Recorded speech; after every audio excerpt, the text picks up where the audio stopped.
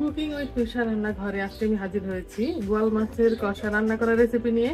এই রান্নাটা করার জন্য আমি বোয়াল মাছ নিয়ে নিয়েছি, কেটে ধুয়ে পরিষ্কার করে হলুদ লবণ মাখিয়ে নিয়েছি, ধনিয়া পাতা কুচি, পেঁয়াজ কুচি, টমেটো ফালি, আদা রসুন বাটা, হলুদের গুঁড়া, মরিচের গুঁড়া, ধনিয়া গুঁড়া, জিরা গুঁড়া, মটরশুঁটি আর কাঁচামরিচ নিয়ে নিয়েছি। রান্নাটা শুরু করার আগে আমি মাছগুলোকে ভেজে নেব। মাছ ভাজার জন্য প্যানে আমি কিছুটা তেল দিয়ে দেব।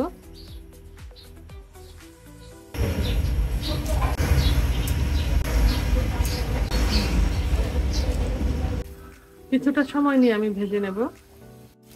এক পাশ ভাজা হয়ে গেছে, এবার আমি উল্টে দেব।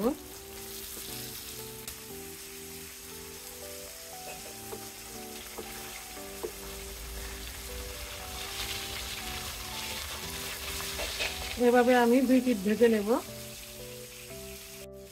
মাছগুলো ভাজা হয়ে গেছে, এবার আমি উঠিয়ে নেব। মাছ ভাজার তেলে বাকি রান্নাটা করব। এখানে প্রায় 1.5 কাপের মতো পেঁয়াজ কুচি আছে, আমি দিয়ে দেবো। আর 2 মিনিটের মতো আমি ভেজে নেব। পেঁয়াজগুলোকে আমি 2 মিনিটের মতো ভেজে নিয়েছি। এবার 1 চা চামচ পরিমাণ আদা রসুন বাটা দিয়ে দেব।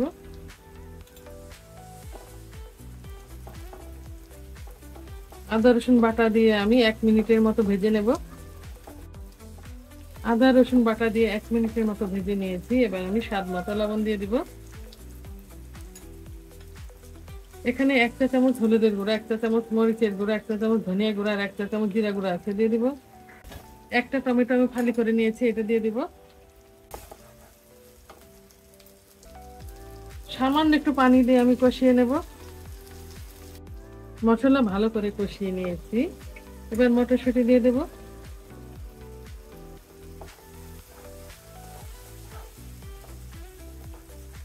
আর সামান্য একটু পানি দিয়ে দেব, 1 কাপের মতো পানি দেব, বেশি পানি আমি দেব না। এবার মাছগুলো দিয়ে দিব।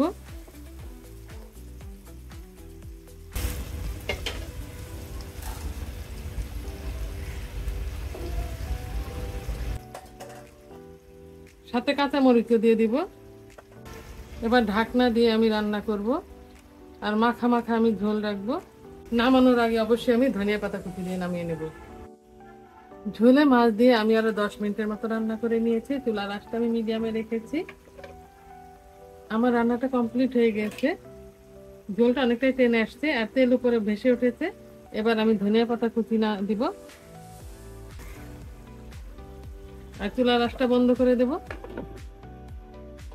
এবার একটা সার্ভিং ডিশে নিয়ে দেখিয়ে দিচ্ছি রান্নাটা কেমন হয়েছে। রান্না হয়ে গেছে বোয়াল মাছের কষা। এটা খেতে ঝাল ঝাল হয়েছে, অসাধারণ একটি রেসিপি, দেখতেও ভালো হয়েছে। আজ এ পর্যন্তই। আগামী দিন নতুন কোন রেসিপি নিয়ে আমরা আপনাদের সামনে আবার আসবো। আল্লাহ হাফেজ।